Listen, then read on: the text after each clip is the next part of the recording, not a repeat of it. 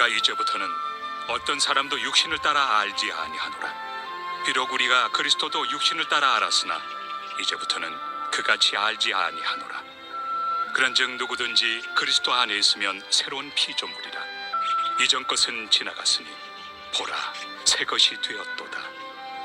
모든 것이 하나님께로서 났으며 그가 그리스도로 말미암아 우리를 자기와 화목하게 하시고 또 우리에게 화목하게 하는 직분을 주셨으니 곧 하나님께서 그리스도 안에 계시사 세상을 자기와 화목하게 하시며 그들의 죄를 그들에게 돌리지 아니하시고 화목하게 하는 말씀을 우리에게 부탁하셨느니라.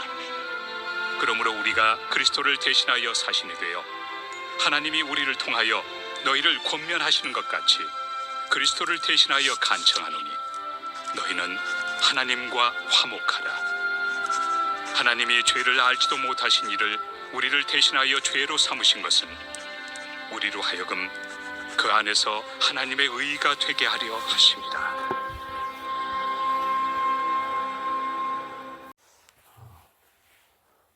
바울을 대적하던 그 고린도 교회 내에 있던 사람들은 유명한 선생님들의 추천서를 가지고 자랑하면서 바울에게 이런 추천서가 없으니 바울은 사도의 자격이 없다고 하였습니다.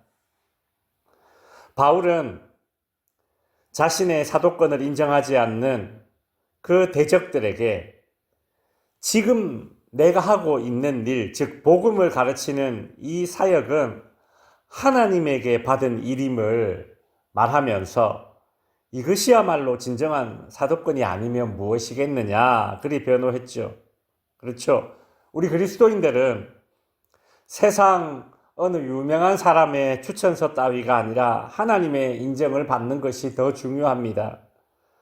그러면서 바울은 오늘 본문 16절에서 이렇게 말합니다. 그러므로 우리는 이제부터 어떤 사람도 육신을 따라 알지 아니하노라. 여기서 육신을 따라 알지 아니한다라는 이 말은 세속적인 인간의 그 평가 기준으로 판단하지 않는다라는 뜻입니다. 세속적인 인간의 평가 기준으로 판단하기 때문에 바울에게 추천서가 없다, 그러니 사도 자격이 없다라는 식으로 말할 수밖에 없다는 것이죠. 그러나 사실 이런 세속적인 그 인간의 평가 기준으로 판단한다면 예수님도 별 볼 일 없는 나사렛 시골 출신으로 그 마지막은 어땠습니까? 십자가에 못 박혀 죽었으니 제자들의 눈에는 그 순간 실패한 사람이요, 로마인들의 눈에는 그저 한낱 죄인밖에 더 되겠습니까? 그래서 16절 후반부에 보시면 비록 우리가 그리스도도 육신을 따라 알았으나 이제부터는 그같이 알지 아니하노라 라고 말하고 있죠. 무슨 뜻이냐면 전에는 우리가 세속적인 그런 인간의 평가 기준으로 그리스도를 이해했지만 이제는 그렇게 하지 않는다라는 것입니다. 바울이 예전에는 세속적인 인간의 평가 기준으로 예수를 바라보고 어떻게 했습니까? 예수를 핍박했죠. 그죠? 예수 믿는 사람들을 잡아다 옥에 가두는 일을 하지 않았습니까? 그러나 이제 그렇게 하지 않는다라는 거예요. 세속적인 인간의 평가 기준이 아닌 하나님의 기준으로 이제 다른 시선이죠. 그렇죠? 다른 시선으로 예수를 보면 어떻게 됩니까? 17절에 그런즉 누구든지 그리스도 안에 있으면 새로운 피조물이라 이전 것은 지나갔으니 새 것이 되었도다. 누구든지 그리스도를 믿으면 새 사람이 됩니다. 낡은 것이 사라지고 새 것이 됩니다. 세속적인 인간의 평가 기준으로 예수는 실패자요 죄인이지만 하나님의 기준으로 예수를 보면 예수님은 우리를 새롭게 빚어 새 사람 되게 하시는 분이 바로 예수님이십니다. 고린도 교회 내에서 추천서 따위를 흔드는 사람들은 그저 겉으로 드러난 모습, 외모, 즉 자신의 스펙 따위를 자랑하는 사람들일 뿐입니다.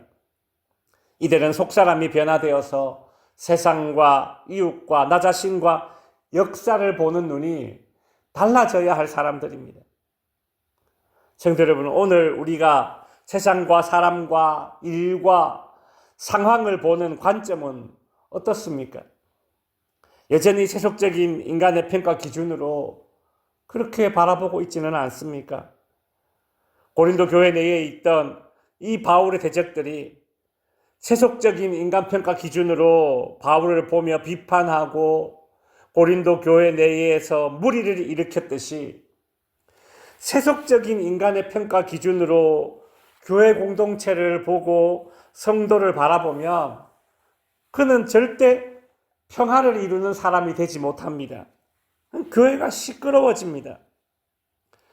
여러분, 세속적인 인간평가 기준으로 가정에서 자녀를 한번 바라보십시오. 배우자를 한번 바라보십시오. 어떻게 되겠습니까? 그냥 마음에 다 들지 않아요. 다 들지 않아요. 절대 평화롭지 못합니다. 가정도 시끄럽고요. 아무것도 아니에요.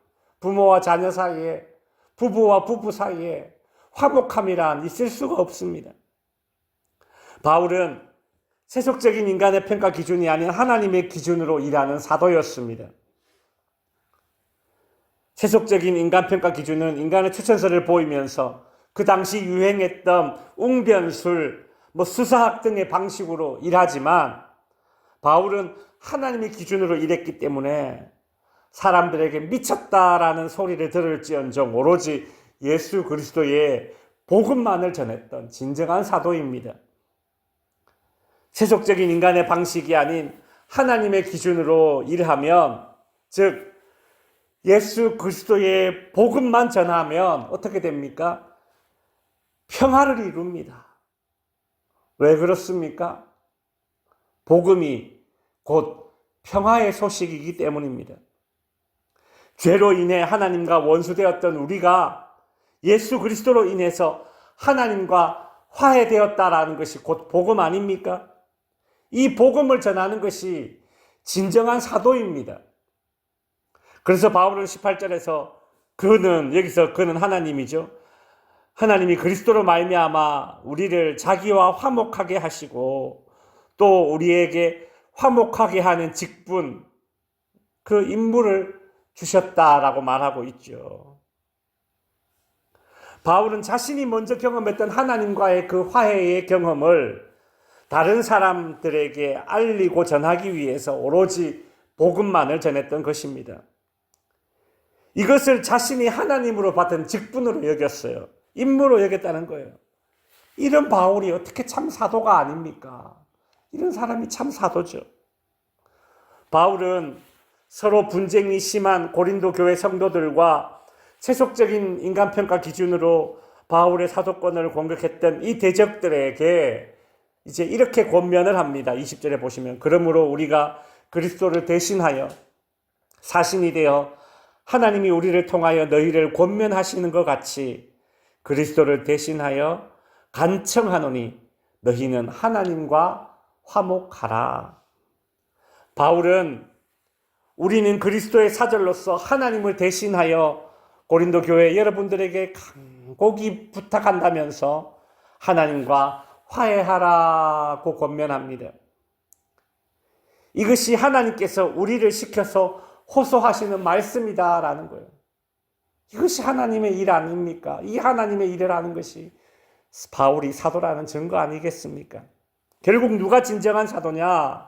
누가 하나님께 인정받는 자이며 누가 하나님께 진정으로 쓰임받는 자인가? 이제 자연스럽게 드러나게 되었습니다. 세속적인 인간의 추천서를 갖춘 자가 아니라 그리스도의 복음만을 전하며 화목하게 하는 직분을 감당하는 그 사람 바울이 바로 사도입니다. 성도 여러분, 우리는 바울처럼 이미 복음을 경험하였습니다. 예수님으로 인해서 죄 용서받고 하나님과 화해를 이룬 자들이 바로 우리들입니다.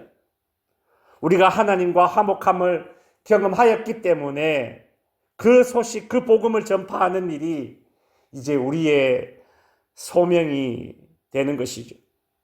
하나님이 내게 맡기신 그 화목하게 하는 직분 잘 감당하시어 세상에서, 교회에서, 가정에서도 평화의 도구로 쓰임받는 저와 여러분이 될 수 있기를 바랍니다. 기도하겠습니다.